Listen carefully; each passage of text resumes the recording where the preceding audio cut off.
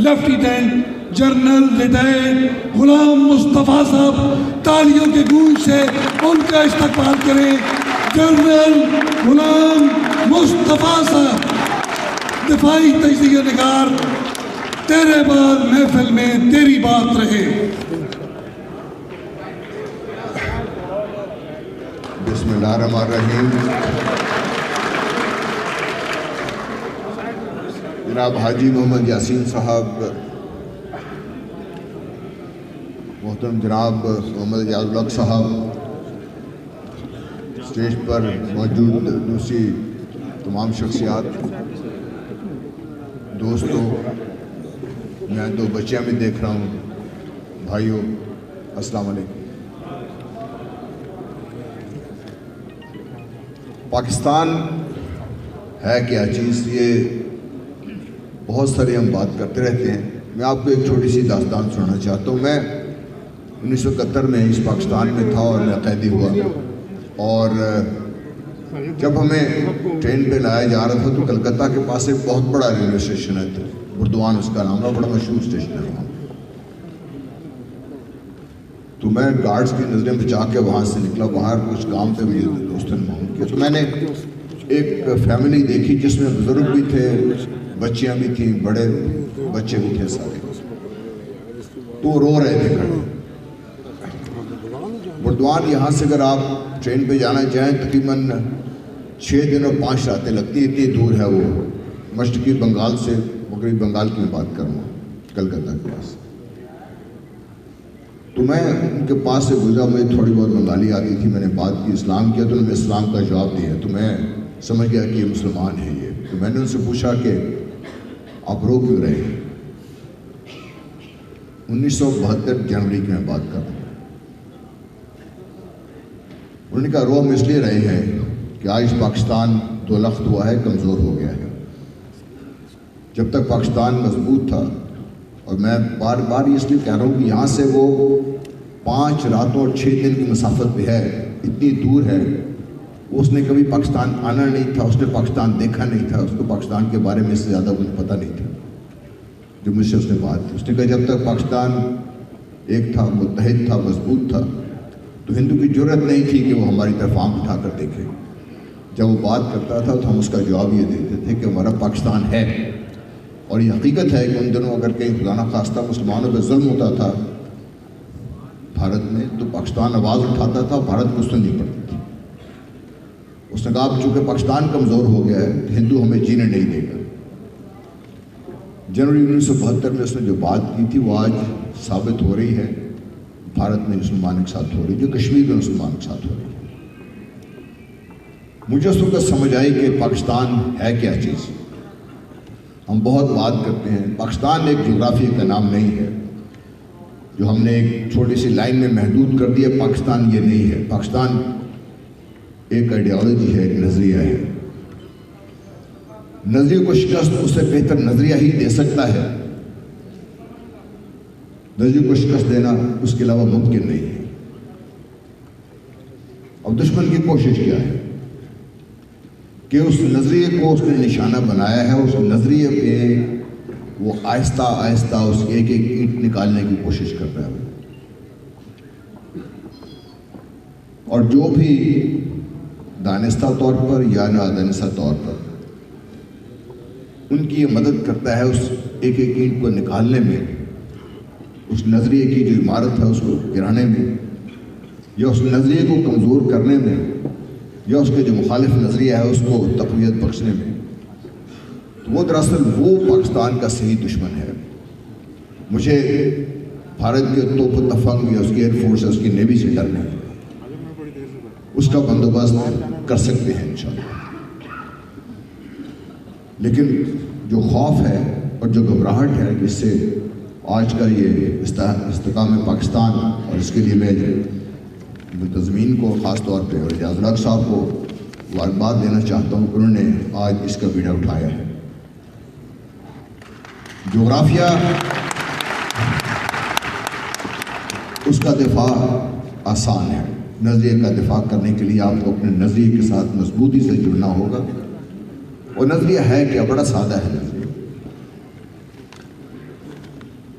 اس کے بارے میں تو میں زیادہ بات نہیں کر سکتا، لیکن میں آپ کو یہ بتا سکتا ہوں کہ یہ نظریے کو نقصان اگر پہنچے گا تو پاکستان کو نقصان پہنچے گا۔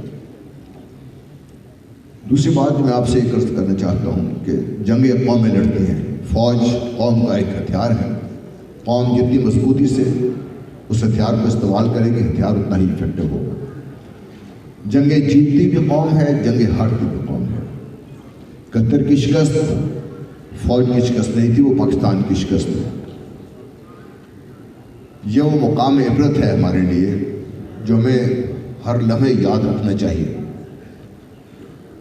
مجھے کسی کو یہ بتانے کی ضرورت نہیں ہے کہ نیاز نے ہتھیار ڈالے تھے، میں نے بھی ہتھیار ڈالے تھے، میں بھی مجرم ہوں۔ مجھے بتانے کی یہ ضرورت ہے کہ پاکستان وہ جنگ ہارا تھا، اور جنگ کیوں ہارا تھا پاکستان۔ آج تک آپ نے کبھی یہ نہیں سنا ہوگا کہ دوسری جنگ عظیم میں بدترین شکست کا شکار ہونے والی جرمنی میں لوگوں نے ان کو یہ تانا دیا ہو کہ جرمن قوم تو اچھی تھی لیکن جرمن فوج شکست کھا گئی۔ جرمن خود کبھی یہ بات نہیں کرتے۔ جاپان جس میں اتنی بدترین شکست ہوئی، 2 ایٹم بم بھی اس میں گرائے گئے، تباہی ہو گئی اس کی، کبھی کسی نے جاپان کی فوج کو یہ نہیں کہا کہ آپ کو شکست ہوئی، ہم تو ٹھیک تھے سارے۔ یہ مطلب نہیں کہ فوج سے غلطیاں نہیں ہوتی، فوج بھی آپ سے مجھ میں سے ہے۔ آج بھی میں دیکھ رہا ہوں کہ میرے جیسے کوئی شکل سیدھا ساتھی یہاں پر موجود ہیں جو یہ جذبہ لے کر چل رہے ہیں، نظریہ پاکستان کو زندہ بھی رکھنا ہے، اس کو مضبوط بھی کرنا ہے، تقویت بھی پہنچانی ہے، اور اس کو جو طاقتیں اس کو نقصان پہنچانے کی کوشش کر رہی ہیں ان کا ہم نے مقابلہ بھی کرنا ہے۔ تو اگر مجھے یہ تانا دیا جاتا ہے تو دراصل ہم اپنے پاکستان کی تاریخ کا جو بدترین سیاہ باب ہے جس سے پوری قوم مجرم ہے، میں تو مجرم ہوں ہی، ہم دراصل اپنے آپ کو مجرم ٹھہراتے ہیں۔ اور کیا ہمیں اس چیز کا احساس بھی ہے؟ اگر ہے تو کیا ہم اس کو آگے لے کر چل کے اس کو بہتر کرنا چاہتے ہیں؟ بدقسمتی یہ ہے کہ ہم اپنے ذاتی مفادات میں اس قدر آگے نکل جاتے ہیں ان کے دفاع میں کہ ہمیں نہ تو صرف نظریہ پاکستان کی کوئی فکر رہتی ہے، نہ ہم تاریخ کو یاد رکھنا چاہتے ہیں۔ ہماری تاریخ بھی وہی ہے جس میں میں اچھا ہوں، بری وہ ہے جس میں میں اچھا نہیں ہوں، جس سے مجھے طاقت نہیں ہے۔ تو دوستوں اور بھائیوں، بات تو بہت لمبی ہو سکتی ہے اس پہ، لیکن میں یہاں ختم کرنا چاہتا ہوں، کچھ اور بہت سے دوستوں نے بات کرنی ہے۔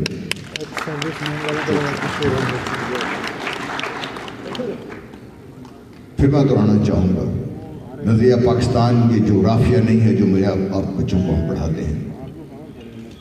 اگر یہ جغرافیہ ہوتا تو کشمیری بہت پہلے ہتھیار ڈال چکے ہوتے۔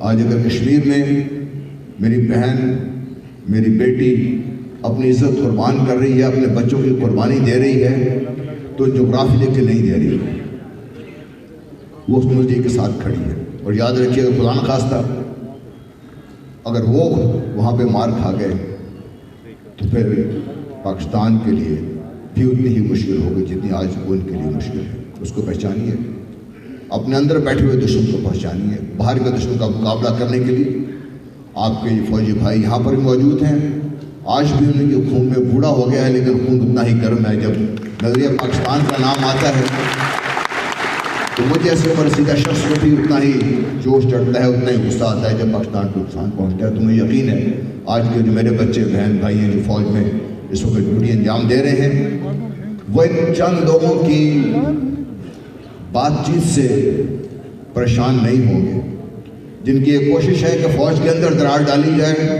فوج کی سینئر لیڈرشپ اور فوج کے جو رینک اینڈ فائل ہے، جوان ہیں، ان کے درمیان غلط فہمیاں پیدا کی جائیں کہ فوج تو اچھی ہے، اس کے جرنیلی، اس کے لیڈرز خراب ہیں۔ یہ لیڈر اور وہ بھی سپاہی سے سیکنڈ ٹرین سے بھرتی ہو کے اوپر جاتے ہیں۔ یہ دراڑ اس سے بھی زیادہ خطرناک ہے جو آج آپ کو باقی دراڑیں نظر آ رہی ہیں۔ خدا نخواستہ اگر فوج پاکستان کمزور پڑتی ہیں تو پھر آپ کے نظریے کی دفاع کرنے کے لیے جو چند قوتیں اس وقت سرگرم ہیں ان کو بہت بڑا دھچکا لگے گا۔ یہ یاد رکھیے، میری آپ سے درخواست ہے کہ اپنے بھائیوں کو، بچوں کو جو آج فوج میں ڈیوٹی سے انجام دے رہے ہیں، ان کو بھی یہ سمجھائیے کہ جو بات ہو رہی ہے نظریہ پاکستان کو کمزور کرنے کی بات ہو رہی ہے۔